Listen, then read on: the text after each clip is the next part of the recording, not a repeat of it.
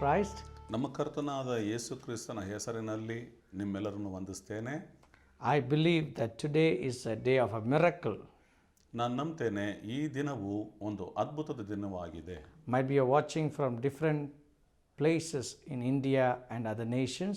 ನೀವು ಭಾರತ ದೇಶದಲ್ಲಿಯೂ ಮಾತ್ರವಲ್ಲದೆ ಬೇರೆ ದೇಶಗಳಿಂದಲೂ ನೀವು ಇದನ್ನು ಕೇಳಿಸಿಕೊಳ್ತಿದ್ದೀರೆಂದು ನಾನು ನಂಬ್ತೇನೆ. God is not only a God for the nearest place but also for the farthest place. ದೇವರು ಸಮೀಪಕ್ಕೆ ಮಾತ್ರ ದೇವರಲ್ಲ, ದೂರಗಳಿಗೂ ದೇವರಾಗಿದ್ದಾನೆ. And is able to perform mighty miracles. ದೇವರು ದೊಡ್ಡದಾದ ಮಹತ್ ಕಾರ್ಯಗಳನ್ನು ಮಾಡುವ ಆತನಾಗಿದ್ದಾನೆ. And I believe as we are listening to this today's program called The Prophetic Voice, you will definitely hear the voice of God in an audible way through His word. ನಾನು ನಂಬುತ್ತೇನೆ ಈ ಒಂದು ಪ್ರವಾದನೆಯ ಸ್ವರದ ಮೂಲಕವಾಗಿ ದೇವರ ಸ್ವರವನ್ನು ನೀವಿಂದು ಕೇಳಿಸಿಕೊಳ್ಳುತ್ತೀರಿ ಎಂದು, ದೇವರ ವಾಕ್ಯದ ಮೂಲಕವಾಗಿ ಕೇಳಿಸಿಕೊಳ್ತೀರಿ ಎಂದು ನಾನು ನಂಬ್ತೇನೆ. Our God is a God who speaks to us. ನಮ್ಮ ದೇವರು ಯಾರೆಂದರೆ ನಮ್ಮೊಂದಿಗೆ ಮಾತನಾಡುವ ದೇವರಾಗಿ, He loves to communicate with us. ಆತನು ನಮ್ಮೊಂದಿಗೆ ಮಾತನಾಡುವುದಕ್ಕೆ ಬಯಸುವ ದೇವರಾಗಿದ್ದಾನೆ. Beloved, the word of God says, ಪ್ರಿಯರೇ, ದೇವರ ವಾಕ್ಯವು ಹೇಳುತ್ತದೆ, God is a God who loves to talk to us and who also loves to hear from us. ನಮ್ಮ ದೇವರು ನಮ್ಮೊಂದಿಗೆ ಮಾತನಾಡಲಿಕ್ಕೆ ಬಯಸುವ ದೇವರು ಮಾತ್ರವಲ್ಲದೆ ನಮ್ಮ ಮಾತುಗಳನ್ನು ಕೇಳಿಸಿಕೊಳ್ಳಲಿಕ್ಕೆ ಬಯಸುವ So ದೇವರಾಗಿದ್ದಾನೆ. today, before we go into the word, let us start with prayer. ನಾವು ವಾಕ್ಯಕ್ಕೆ ಹೋಗೋದಕ್ಕೆ ಮುನ್ನ ಪ್ರಾರ್ಥನೆಯೊಂದಿಗೆ ಪ್ರಾರಂಭ ಮಾಡೋಣ. And I could see and feel the anointing of the Holy Spirit moving wherever you're watching this. ನೀವು ಎಲ್ಲೆಲ್ಲಿ ಈ ಸಂದೇಶವನ್ನು ಕೇಳಿಸಿಕೊಳ್ತಿದ್ದೀರೋ ಆ ಎಲ್ಲ ಸ್ಥಳಗಳಲ್ಲಿ ಪವಿತ್ರಾತ್ಮನ ಪ್ರಸನ್ನತೆಯು ಇರುವುದನ್ನು ನಾನು ನೋಡುವವನಾಗಿದ್ದೇನೆ. I feel and I also see in my spirit the healing touch of God coming upon your sick bodies. ನೀವಿರುವಂತಹ ನಿಮ್ಮ ಅಸ್ವಸ್ಥತೆಯ ಸ್ಥಳಗಳಲ್ಲಿ ದೇವರ ಪ್ರಸನ್ನತೆಯು ಬರುವುದನ್ನು ಮತ್ತು ನಿಮ್ಮನ್ನು ಸ್ವಸ್ಥತೆ ಪಡಿಸುವುದನ್ನು ನಾನು ನೋಡುವವನಾಗಿದ್ದೇನೆ. Thank you, Jesus. ಕೃತಜ್ಞತೆಗಳು ಯೇಸುವೆ. Thank you, Lord. ಕೃತಜ್ಞತೆಗಳು We ದೇವರೇ. welcome you, Lord. ನಾವು ನಿಮ್ಮನ್ನು ಆಹ್ವಾನಿಸ್ತೇವೆ. We welcome you, Lord. ನಾವು ನಿಮ್ಮನ್ನು ಆಹ್ವಾನಿಸ್ತೇವೆ. Lord, we pray that you will touch your people. ದೇವರೇ, ನೀವು ನಿಮ್ಮ ಜನಗಳನ್ನು ಮುಟ್ಟಿರಿ ಎಂದು. We pray that you will heal them from all sickness. ನಿಮ್ಮ ಜನಗಳಲ್ಲಿರುವಂತಹ ಎಲ್ಲಾ ಅಸ್ವಸ್ಥತೆಗಳನ್ನು ನೀಗಿಸಿರಿ ಎಂದು I ಬೇಡಿಕೊಳ್ಳುತ್ತೇವೆ. pray, Lord, that you will release your healing touch right now. ನೀವು ನಿಮ್ಮ ಸ್ವಸ್ಥತೆಯ ಬಲದಿಂದ ನಿನ್ನ ಜನಗಳನ್ನು ಬಿಡುಗಡೆ ಮಾಡೆಂದು ಬೇಡಿಕೊಳ್ಳುತ್ತೇನೆ. Right now. ಈ ಸಮಯದಲ್ಲಿ, Right now. ಈ ಸಮಯದಲ್ಲಿ Those who are praying for the blessings of the child, ಯಾರೆಲ್ಲ ಮಕ್ಕಳಿಗಾಗಿ ಪ್ರಾರ್ಥನೆ ಮಾಡುತ್ತಲಿದ್ದಾರೋ touch their wombs in the name of Jesus. ಅವರ ಗರ್ಭವನ್ನು ಮುಟ್ಟಿರಿ ಯೇಸುವೇ. Bless them, Lord. ಅವರನ್ನು ಆಶೀರ್ವದಿಸಿರಿ. Bless them, Lord. ಅವರನ್ನು ಆಶೀರ್ವದಿಸಿರಿ. Those who are looking up to you for healing in their sick bodies, ಯಾರೆಲ್ಲ ಸ್ವಸ್ಥತೆಗಾಗಿ ನಿಮ್ಮನ್ನು ಎದುರು ನೋಡುತ್ತಲಿದ್ದಾರೋ touch them, Lord. ಅವರನ್ನು ಮುಟ್ಟಿರಿ ದೇವರೇ. Touch them, Lord. ಅವರನ್ನು ಮುಟ್ಟಿರಿ ಕರ್ತನೇ. Right now I see migraine headaches have been healed. ಮೆದುಳಿನ ನೋವಿನಿಂದ ಬಾಧೆ ಪಡುತ್ತಿರುವವರನ್ನು ನಾನು ನೋಡುತ್ತಾ ಇದ್ದೇನೆ. I see somebody is having stiff neck issues. You have been healed right now. ಅವರ ಬೆನ್ನೆಲುಬಿನ ಕುತ್ತಿಗೆ ಎಲುಬಿನಲ್ಲಿ ನೋವಿರುವವರನ್ನು ನಾನು ನೋಡುತ್ತಾ ಇದ್ದೇನೆ. Thank you, Lord, for touching their skins right now. ದೇವರೇ, ಅವರ ಚರ್ಮವನ್ನು ನೀನು ಮುಟ್ಟಿರೋದಕ್ಕಾಗಿ ನಿನಗೆ ಕೃತಜ್ಞತೆಗಳು. Thank you, Lord. ದೇವರೇ, ನಿಮಗೆ ಕೃತಜ್ಞತೆಗಳು. Thank you, Jesus, for Lord right now, Lord, causing the tumors to disappear. ಅವರಿಗೆ ನೀನು ಮಾಡುತ್ತಿರುವಂತಹ ಕಾರ್ಯಗಳಿಗಾಗಿ ನಿಮಗೆ ಸ್ತೋತ್ರಗಳನ್ನು ಸಲ್ಲಿಸ್ತೇನೆ. Thank you, Lord, for cysts disappearing. ಅವರಿಗಾಗಿರುವಂತಹ ಬಿಡುಗಡೆಗಾಗಿ ನಿಮಗೆ ಸ್ತೋತ್ರ. Thank you, Lord. ದೇವರೇ, ನಿಮಗೆ ಸ್ತೋತ್ರ. Thank you, Lord, for Lord delivering them from asthma. ಆಸ್ತಮದಿಂದ ಅವರುಗಳನ್ನು ಬಿಡುಗಡೆ ಮಾಡಿರೋದಕ್ಕಾಗಿ ನಿಮಗೆ ಸ್ತೋತ್ರ. Thank you, Lord, for touching their kidneys which are not functioning right now. ಕೆಲಸ ಮಾಡದಿದ್ದಂತಹ ಕಿಡ್ನಿಯನ್ನು ನೀನು ಮುಟ್ಟಿರೋದಕ್ಕಾಗಿ ನಿಮಗೆ ಸ್ತೋತ್ರವನ್ನು ಸಲ್ಲಿಸ್ತೇನೆ. I thank you, Lord, for healing your people right now. ನೀವು ಸ್ವಸ್ಥತೆ ಮಾಡಿದ ಜನಗಳಿಗಾಗಿ ನಿಮಗೆ ಕೃತಜ್ಞತೆಗಳು ಕರ್ತನೆ. I see in my spiritual eyes. ನಾನು ನನ್ನ ಆತ್ಮಿಕ ಕಣ್ಣುಗಳಿಂದ I ನೋಡುತ್ತಲಿದ್ದೇನೆ. see a young sister right now. ಈ ಸಮಯದಲ್ಲಿ ಒಬ್ಬ ಯೌವನಸ್ಥ ಸ್ತ್ರೀಯನ್ನು ನೋಡುತ್ತಾ ಇದ್ದೇನೆ. Calling unto the Lord and asking the Lord to bless you. ಈ ಸಮಯದಲ್ಲಿ ದೇವರು ನಿನ್ನನ್ನು ಆಶೀರ್ವದಿಸ್ತಾ ಇದ್ದಾನೆ. You are asking the Lord to heal your uterus. ನಿನ್ನ ಒಂದು ಯೂಟ್ರಸ್ ಅನ್ನು ಸ್ವಸ್ಥತೆಪಡಿಸುವುದಕ್ಕಾಗಿ ನೀನು And I ಕೇಳಿಕೊಳ್ಳುತ್ತಾ see the Lord touching you right now, sister. ಈ ಸಮಯದಲ್ಲಿ ದೇವರು ನಿನ್ನನ್ನು ಮುಟ್ಟುತ್ತಾ ಇದ್ದಾನೆ ಸಹೋದರಿ. The Lord is going to honor you. ದೇವರು ನಿನ್ನನ್ನು ಗೌರವಿಸಿದ್ದಾನೆ. Thank you, Jesus. ಕರ್ತನೇ ನಿನಗೆ ಸ್ತೋತ್ರಗಳು. I see even suicidal thoughts leaving people right now. ಈ ಸಮಯದಲ್ಲಿ ಆತ್ಮಹತ್ಯೆಯ ಆಲೋಚನೆಯಲ್ಲಿರುವವರನ್ನು ನಾನು ಕಾಣುತ್ತಾ ಇದ್ದೇನೆ. The Lord is delivering you from such thoughts right now. ಅಂತಹ ಆಲೋಚನೆಯಿಂದ ದೇವರು ನಿನ್ನನ್ನು ಬಿಡುಗಡೆ ಮಾಡುತ್ತಲಿದ್ದಾನೆ. In the name of Jesus. ಯೇಸು ಕ್ರಿಸ್ತನ ಹೆಸರಿನಲ್ಲಿ. In the name of Jesus. ಯೇಸು ಕ್ರಿಸ್ತನ ಹೆಸರಿನಲ್ಲಿ. In the name of Jesus. ಯೇಸು ಕ್ರಿಸ್ತನ ಹೆಸರಿನಲ್ಲಿ. Spirit of fear, come out. ಭಯದ ಆತ್ಮವೇ ಹೊರಗೆ ಬಾ. We speak deliverance. ಈ ಸಮಯದಲ್ಲಿ ನಾವು ಬಿಡುಗಡೆಯನ್ನು ಮಾತನಾಡ್ತೀವಿ. Somebody praying for their eyesight right now. ಈ ಸಮಯದಲ್ಲಿ ಕಣ್ಣಿನ ಸಮಸ್ಯೆಗಾಗಿ ಬೇಡುವವರು ನೋಡ್ತಾ I ಇದ್ದೇನೆ. see you have some severe problem in your right eyes. ನಿಮ್ಮ ಬಲಗಣ್ಣಿನಲ್ಲಿ ದೊಡ್ಡದಾದ ಸಮಸ್ಯೆ ಇರುವುದನ್ನು ನಾನು ಕಾಣ್ತಾ I see ಇದ್ದೇನೆ. the healing touch of the Lord coming upon your eyes. ಈ ಸಮಯದಲ್ಲಿ ನಿನ್ನ ಕಣ್ಣಿನ ಮೇಲೆ ದೇವರ ಒಂದು ಬಿಡುಗಡೆಯ ಹಸ್ತ ಬರುವುದನ್ನು ನಾನು ನೋಡ್ತಾ ಇದ್ದೇನೆ. Thank you, Jesus. ಕೃತಜ್ಞತೆಗಳು ಯೇಸುವೆ. Thank you, Jesus. ಕೃತಜ್ಞತೆಗಳು ಯೇಸುವೆ. Thank you, Jesus. ಕೃತಜ್ಞತೆಗಳು ಯೇಸುವೆ. Thank you, Jesus. ಕೃತಜ್ಞತೆಗಳು I ಯೇಸುವೆ. see the name called Rupa coming before my eyes. ನಾನು ಈ ಸಮಯದಲ್ಲಿ ರೂಪ ಎಂಬ ಸಹೋದರಿಯನ್ನು ನಾನು ನೋಡ್ತಾ ಇದ್ದೇನೆ. The Lord is touching you right now. ಈ ಸಮಯದಲ್ಲಿ ದೇವರು ನಿನ್ನನ್ನು ಮುಟ್ಟುತ್ತಾ ಇದ್ದಾನೆ. Prem Kumar, the Lord is touching you. Prem Kumar, ನಿನ್ನನ್ನು ದೇವರು ಮುಟ್ಟುತ್ತಲಿದ್ದಾನೆ. The Lord is giving you victory. ದೇವರು ಈ ಸಮಯದಲ್ಲಿ ನಿನಗೆ ಬಿಡುಗಡೆಯನ್ನು ಕೊಡುತ್ತಾನೆ. As you're waiting on the Lord for a miracle in your job. ನಿನ್ನ ಕೆಲಸದಲ್ಲಿ ದೇವರು ಒಂದು ಅದ್ಭುತವನ್ನು ಮಾಡುತ್ತಾ ಇದ್ದಾನೆ. Thank you, Jesus. ಕೃತಜ್ಞತೆಗಳು Yesu. Thank you, Lord. ಕೃತಜ್ಞತೆಗಳು ಕರ್ತನೆ. I see a person, you're asking the Lord to give you visa to travel. ಈ ಸಮಯದಲ್ಲಿ ಪ್ರಯಾಣಕ್ಕಾಗಿ ವಿಸಾವನ್ನು ಎದುರು ನೋಡುತ್ತಾ ಪ್ರಾರ್ಥನೆ ಮಾಡುತ್ತಾ ಇದ್ದೀರಿ. Though everything is shut for you. ನಿನಗೆ ಎದುರಾಗಿ ಎಲ್ಲವೂ ಮುಚ್ಚಲ್ಪಟ್ಟಿದೆ. All doors are shut. ಎಲ್ಲಾ ಬಾಗಿಲುಗಳು ಮುಚ್ಚಲ್ಪಟ್ಟಿವೆ. The Lord is supernaturally going to open the doors for you. ದೇವರು ಅದ್ಭುತವಾದಂತಹ ತನ್ನ ಆಶೀರ್ವಾದ ಮೂಲಕವಾಗಿ ಬಾಗಿಲನ್ನು ತೆರೆಯುತ್ತಿದ್ದಾನೆ. Lord, I thank you. ದೇವರೇ, ನಿನಗೆ ಕೃತಜ್ಞತೆಗಳು. Thank you for touching your people. ನಿಮ್ಮ ಜನಗಳು ನಿನ್ನ ಮುಟ್ಟಿದ್ದಕ್ಕಾಗಿ ನಿನಗೆ ಸ್ತೋತ್ರಗಳು. Speak to us this wonderful day. ಈ ಸಮಯದಲ್ಲಿ ನಮ್ಮೊಂದಿಗೆ ಮಾತನಾಡ್ರಿ. In Jesus' name. ಯೇಸು ಕ್ರಿಸ್ತನ ನಾಮದಲ್ಲಿ. Amen. Amen. Amen. Amen. My dear people of God, ನನ್ನ ದೇವರ ಜನಗಳೇ, I believe that you are experiencing the tangible presence of the Holy Spirit right now. ಈ ಸಮಯದಲ್ಲಿ ಪವಿತ್ರಾತ್ಮನ ಅದ್ಭುತವಾದ ಒಂದು ನಡೆಸುವಿಕೆಗಾಗಿ ಕೃತಜ್ಞತೆ ಸಲ್ಲಿಸ್ತೇನೆ. I believe that you also feel the tangible presence of God. ಈ ಸಮಯದಲ್ಲಿ ನೀವು ದೇವರ ಒಂದು ಪ್ರಸನ್ನತೆಯನ್ನು ಅನುಭವಿಸಿದ್ದೀರೆಂದು ನಾನು ನಂಬ್ತೇನೆ. Today we are going to meditate about new heart. ಇವತ್ತು ನಾವು ನೂತನ ಹೃದಯದ ಕುರಿತಾಗಿ ಧ್ಯಾನ ಮಾಡಲಿಕ್ಕೆ ಹೋಗ್ತೇವೆ. Ezekiel chapter 36 verse 26. ಈ ಸಮಯದಲ್ಲಿ ಯೆಹೆಜ್ಕೇಲನ ಪ್ರವಾದನೆಯ ಗ್ರಂಥ 36ನೇ ಅಧ್ಯಾಯದ 26ನೇ ವಚನದ ಕಡೆಗೆ ನೋಡೋಣ. When we read that verse, ನಾವಿದನ್ನು ಓದುವಾಗ God says, ದೇವರು ಹೇಳುತ್ತಾನೆ, I will give you new heart. ನಾನು ನಿನಗೆ ಹೊಸ ಹೃದಯವನ್ನು ಕೊಡುತ್ತೇನೆ. I will give you new heart. ನಾನು ನಿನಗೆ ಹೊಸ ಹೃದಯವನ್ನು ಕೊಡುತ್ತೇನೆ. And I will take the heart of stone. ಕಲ್ಲಾದ ಹೃದಯವನ್ನು ತೆಗೆಯುತ್ತೇನೆ. And give you the heart of flesh. ನಿಮಗೆ ಮಾಂಸದ ಹೃದಯವನ್ನು ಕೊಡುತ್ತೇನೆ. Spirit of God says that. ಪವಿತ್ರಾತ್ಮನು I ಹೇಳುತ್ತಲಿದ್ದಾನೆ, will give you a new heart. ಹೊಸ ಹೃದಯವನ್ನು ಕೊಡುತ್ತೇನೆ. And the heart now you are having is a heart of stone. ಈಗ ನಿಮಗಿರುವಂಥದ್ದು ಕಲ್ಲಾದ ಹೃದಯ. And I will take away that stony heart and convert it as a heart of flesh. ಆ ಒಂದು ಕಲ್ಲಾದ ಹೃದಯವನ್ನು ತೆಗೆದು ಅದನ್ನು ಮಾರ್ಪಡಿಸಿ ಮಾಂಸದ ಹೃದಯವನ್ನು ನಿಮಗೆ ಕೊಡುತ್ತೇನೆ. Our efforts to change our hearts, we may fail. ನಮ್ಮ ಪ್ರಯಾಸಗಳಿಂದ ನಮ್ಮ ಹೃದಯವನ್ನು ಮಾರ್ಪಡಿಸುವುದಾದರೆ ಅದು ವಿಫಲವಾಗುತ್ತದೆ. Heart is an inner personality, what God is talking about. ಹೃದಯ ಎಂದು ಹೇಳಿದರೆ ನಮ್ಮ ಅಂತರಂಗದ ಕುರಿತಾಗಿ ದೇವರು ಮಾತನಾಡ್ತಿದ್ದಾನೆ. Education systems or the society or the influential people are not able to make any kind of change in our hearts. ಸಾಮಾಜಿಕ ಜೀವನ, ವಿದ್ಯಾಭ್ಯಾಸದ ಚಟುವಟಿಕೆಗಳು ಮಾತ್ರವಲ್ಲದೆ ನಮ್ಮ ಪ್ರಯಾಸಗಳಿಂದ ನಮ್ಮ ಅಂತರಂಗವನ್ನು ನಾವು ಬದಲಾವಣೆ ಮಾಡಿಕೊಳ್ಳಲು ಸಾಧ್ಯವಿಲ್ಲ. Our heart will only be transformed when we give it to the Lord. ನಮ್ಮ ಹೃದಯವು ದೇವರ ಬಳಿಗೆ ಕೊಡಲ್ಪಟ್ಟಾಗ ಮಾತ್ರವೇ ಅದು ಬದಲಾವಣೆ ಆಗಲಿಕ್ಕೆ ಸಾಧ್ಯ. Bible says in Jeremiah chapter 17 verse 9. ದೇವರ ವಾಕ್ಯವು ಹೇಳುತ್ತದೆ, ಯೆರೆಮೀಯನ ಪ್ರವಾದನೆ ಗ್ರಂಥ 17ನೇ ಅಧ್ಯಾಯದ 9ನೇ ವಚನದಲ್ಲಿ, The heart is deceitful ಹೃದಯವು ಯಾವಾಗಲೂ ಕೆಟ್ಟದ್ದನ್ನು ಕಲ್ಪಿಸುವಂತದ್ದು, above all things and desperately wicked. ಅದು ಯಾವಾಗಲೂ ದುಷ್ಟತನವನ್ನು ಕಲ್ಪಿಸುವಂಥದ್ದಾಗಿರುತ್ತದೆ. Who can know it? ಅದನ್ನು ಯಾರು ಬಲ್ಲವರು? I, the Lord, search the heart and I test the mind. ನಾನು ಹೃದಯವನ್ನು ಪರಿಶೋಧಿಸುತ್ತೇನೆ, ಮನಸ್ಸನ್ನು ಗ್ರಹಿಸಿಕೊಳ್ಳುತ್ತೇನೆ. Our heart which we have now, the whole heart is deceitful, wicked and evil. That's what God's word says.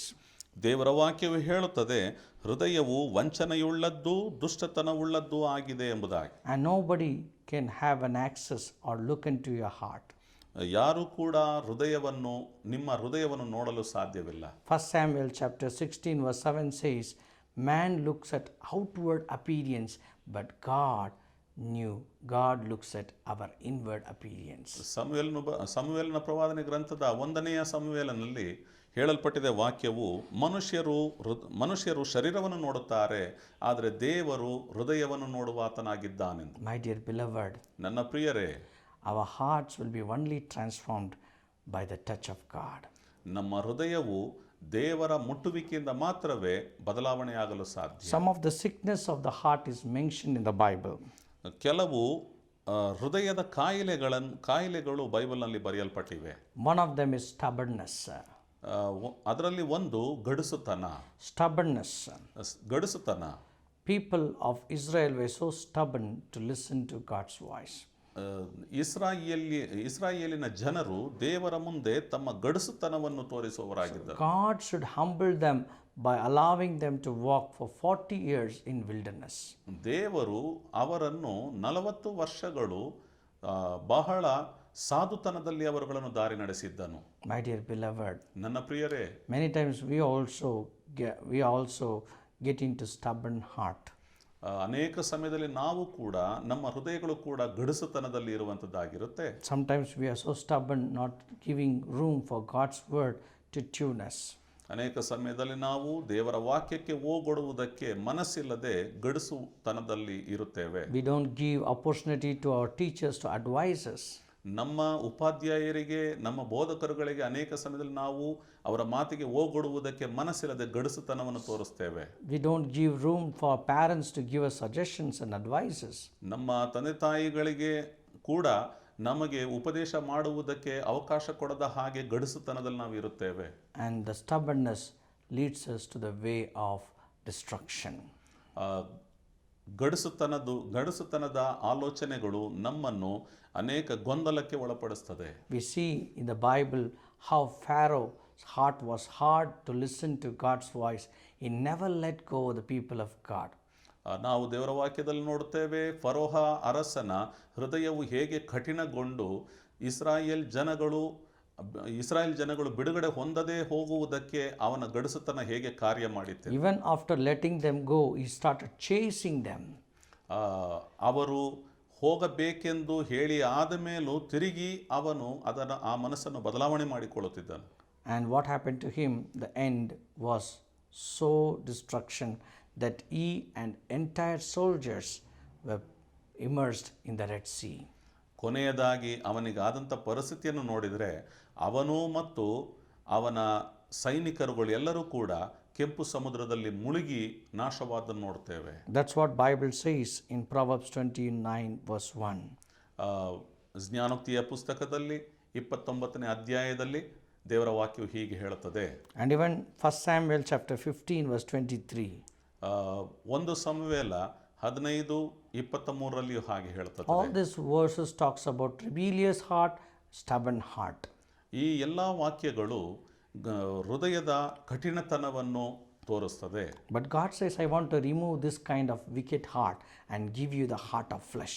ಆದರೆ ದೇವರು ಹೇಳುತ್ತಾನೆ, ನಿಮ್ಮ ಈ ರೀತಿಯಾದ ಕಠಿಣದ ಹೃದಯವನ್ನು ತೆಗೆದು ನಿಮಗೆ ಹೊಸ ಹೃದಯವನ್ನು ಕೊಡುತ್ತೇನೆ ಎಂಬುದಾಗಿ. And what kind of heart that is? ಅದು ಯಾವ ರೀತಿಯಾದ ಹೃದಯ?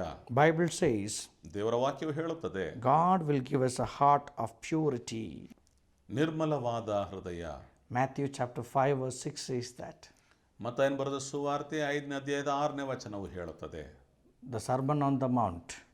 ಅಲ್ಲಿ ಪರ್ವತದ ಪ್ರಸಂಗದಲ್ಲಿ ಹೇಳುತ್ತಾನೆ, Jesus said, ಕರ್ತನಾದ ಯೇಸು ಕ್ರಿಸ್ತನು ಹೇಳಿದ್ದಾನೆ, Blessed are those who are pure in heart. ನಿರ್ಮಲ ಹೃದಯವುಳ್ಳವರು ಧನ್ಯರು ಎಂಬುದಾಗಿ ಹೇಳುತ್ತಾರೆ. They will see God. ಅವರು ದೇವರನ್ನು ಕಾಣುವರು. They will see God. ಅವರು ದೇವರನ್ನು ಕಾಣುವರು. Purity. ನಿರ್ಮಲ ಹೃದಯ. Purity in our hearts. ಹೃದಯದಲ್ಲಿ ನಿರ್ಮಲವಾಗಿರುವವರು. Purity in our consciousness. ಆಲೋಚನೆಯಲ್ಲಿ ನಿರ್ಮಲವಾಗಿರುವವರು. No man can ever say that he is pure in heart. ಯಾವ ಮನುಷ್ಯನು ಕೂಡ ತನ್ನ ಹೃದಯದಲ್ಲಿ ನಿರ್ಮಲವಾಗಿದ್ದೇನೆಂದು ಹೇಳಲು ಸಾಧ್ಯವಿಲ್ಲ. Everyone have their own share of shortcomings. ಎಲ್ಲರಿಗೂ ತಮ್ಮದೇ ಆದಂತಹ ಆಲೋಚನೆಗಳು ತಮ್ಮ ಹೃದಯಗಳಲ್ಲಿವೆ. But God says, ಆದರೆ ದೇವರು ಹೇಳುತ್ತಾನೆ, when you put your trust on Jesus Christ, ಯಾವಾಗ ಯೇಸು ಕ್ರಿಸ್ತನ ಮೇಲೆ ನೀನು ಭರವಸೆ ಇಡುತ್ತೀಯೋ, His blood cleanses you from all wickedness. ಆತನ ರಕ್ತವು ನಿನ್ನನ್ನು ಸಕಲ ಕೆಟ್ಟತನಗಳಿಂದ ಬಿಡುಗಡೆ ಮಾಡುತ್ತದೆ. And your heart is purified by the blood of Jesus. ಮತ್ತು ಆತನ ರಕ್ತವು ನಿನ್ನ ಹೃದಯವನ್ನು ನಿರ್ಮಲಗೊಳಿಸುತ್ತದೆ. Hallelujah. Hallelujah. The true repentance means change of mind. ನಿಜವಾಗಿಯೂ ಮಾನಸಾಂತರ ಎಂದು ಹೇಳುವುದಾದರೆ ನಿನ್ನ ಮನಸ್ಸು ಬದಲಾವಣೆಯಾಗುವಂತದ್ದಾಗಿದೆ. When you give your heart saying that, Lord, I want to get rid of all these wicked thoughts, Jesus is ready to cleanse you. ಒಂದು ವೇಳೆ ನೀನು ಹೇಳುವುದಾದರೆ, ದೇವರೇ ನನ್ನಲ್ಲಿರುವಂಥ ಎಲ್ಲ ಕೆಟ್ಟತನವನ್ನು ತೆಗೆದುಹಾಕು ಎಂದು ಹೇಳುವುದಾದರೆ, ಕರ್ತನಾದ ಯೇಸು ಕ್ರಿಸ್ತನು ಸಿದ್ಧನಾಗಿದ್ದಾನೆ. You will receive new heart. ನೀನು ನೂತನ ಹೃದಯವನ್ನು ಹೊಂದಿಕೊಳ್ಳುತ್ತೆ. The heart which is having holy intentions, divine intentions, righteous intentions will start flooding in your heart. ನಿನ್ನ ಹೃದಯದಲ್ಲಿ ಪರಿಶುದ್ಧವಾದ ಆಲೋಚನೆಗಳು, ಶುದ್ಧವಾದ ಆಲೋಚನೆಗಳು, ನೀತಿಭರಿತವಾದ ಆಲೋಚನೆಗಳು ನಿನ್ನ ಒಳಗೆ ಪ್ರಾರಂಭವಾಗುತ್ತವೆ. Bible also says that ದೇವರ ವಾಕ್ಯವೂ ಸಹ ಹಾಗೆ ಹೇಳುತ್ತದೆ. He will give you the heart of love. ನಿನಗೆ ಪ್ರೀತಿಯ ಹೃದಯವನ್ನು ಕೊಡುತ್ತೇನೆ ಎಂಬುದಾಗಿ. Romans 5:5. ರೋಮಾಪುರದವರಿಗೆ ಬರೆದ ಪತ್ರಿಕೆ 5ನೇ ಅಧ್ಯಾಯದ 5ನೇ ವಚನದಲ್ಲಿ, Matthew chapter 22 verse 37. ಮತ್ತಾಯ 22:27ನೇ ವಚನದಲ್ಲಿ, Matthew chapter 22 verse 37. ಮತ್ತಾಯನ ಬರೆದ ಸುವಾರ್ತೆ 22ನೇ ಅಧ್ಯಾಯ 37ನೇ ವಚನ. This verses talks about love. ಈ ವಾಕ್ಯಗಳು ತಿಳಿಸ್ತವೆ ಪ್ರೀತಿ. And 1 Corinthians chapter 13, the whole chapter talks about God kind of love. 1 ಕೊರಿಂಥದವರಿಗೆ ಬರೆದ ಪತ್ರಿಕೆಯ 13ನೇ ಅಧ್ಯಾಯ ಪೂರ್ತಿಯಾಗಿ ಪ್ರೀತಿಯ ವಿಷಯದಲ್ಲಿ ಮಾತನಾಡುತ್ತದೆ. My dear beloved, ನನ್ನ ಪ್ರಿಯರೇ, when you come close to God, ಯಾವಾಗ ನೀವು ದೇವರ ಸಮೀಪಕ್ಕೆ ಬರುತ್ತೀರೋ, when you start taking His word deep into your heart, ಯಾವಾಗ ಆತನ ವಾಕ್ಯವನ್ನು ನಿಮ್ಮ ಹೃದಯದೊಳಗೆ ಸೇರಿಸಿಕೊಳ್ಳುತ್ತೀರೋ, your heart starts getting the love of God. ಆಗ ನಿಮ್ಮ ಹೃದಯವು ದೇವರ ಪ್ರೀತಿಯಿಂದ ತುಂಬುವುದಾಗಿದೆ. Your heart start filling with the love of God. ಆಗ ನಿಮ್ಮ ಹೃದಯವು ದೇವರ ಪ್ರೀತಿಯಿಂದ ತುಂಬುವುದಕ್ಕೆ ಪ್ರಾರಂಭವಾಗುತ್ತದೆ. Romans 5:5 says that ರೋಮಪುರದವರಿಗೆ ಬರೆದ ಪತ್ರಿಕೆ Holy 5:5 Spirit brings the love of God into your heart. ಪವಿತ್ರಾತ್ಮನು ನಿಮ್ಮ ಹೃದಯಗಳಲ್ಲಿ ದೇವರ ಪ್ರೀತಿಯನ್ನು ತರುತ್ತಾನೆಂಬುದಾಗಿ. With that love you will start following Jesus. ಆ ಒಂದು ಪ್ರೀತಿಯಿಂದ ಯೇಸು ಕ್ರಿಸ್ತನನ್ನು ಹಿಂಬಾಲಿಸುವವರಾಗುತ್ತೀರಿ. With that love you will start helping the brothers and sisters around you. ಆ ಒಂದು ಪ್ರೀತಿಯಿಂದಲೇ ನಮ್ಮ ಸುತ್ತಮುತ್ತಲಿರುವಂತಹ ಸಹೋದರ ಸಹೋದರಿಗೆ ಸಹಾಯ ಮಾಡುವವರಾಗಿರುತ್ತೇವೆ. The heart of love. ಪ್ರೀತಿಯ ಹೃದಯ. Yes, my dear beloved. ಹೌದು ಪ್ರಿಯ ಸಹೋದರರೇ, God is a God who is able to change this hard, stony heart into the heart of love. ದೇವರು ಕಲ್ಲಾದ ಹೃದಯವನ್ನು ತೆಗೆದು ಮಾಂಸದ ಹೃದಯವನ್ನು ಕೊಡುತ್ತಾನೆ. Not only that, ಮಾತ್ರವಲ್ಲದೆ, if you read 1 Kings chapter 3, 1 ಅರಸುಗಳ ಪುಸ್ತಕ 3ನೇ ಅಧ್ಯಾಯ from verses from 7 to 12, 7ರಿಂದ 12ನೇ ವಚನದವರೆಗೆ, a young man by name Solomon, ಒಬ್ಬ ಯವನಸ್ಥನಾದ ಮಗನು, ಅವನ ಹೆಸರು ಸೊಲೊಮೋನ. he becomes king after his daddy. ಅವನ ತಂದೆಯ ನಂತರದಲ್ಲಿ ಅರಸನಾಗತಕ್ಕವನು. He is a son of David. ಅವನು ದಾವಿದನ ಮಗನು. So the Lord appeared to him in the dream. ಹೀಗಿರುವಲ್ಲಿ ದೇವರು ಅವನ ಕನಸಿನಲ್ಲಿ ಕಾಣಿಸಿಕೊಂಡಿದ್ದ. And asked him, what do you want? ಆಗ ಕೇಳುತ್ತಾರೆ, ನಿನಗೇನು ಬೇಕು? And he says, Lord, give me the heart of wisdom, ದೇವರೇ, ನನಗೆ ಜ್ಞಾನದ ಹೃದಯವನ್ನು ಕೊಡು, so that I will lead your people in righteousness.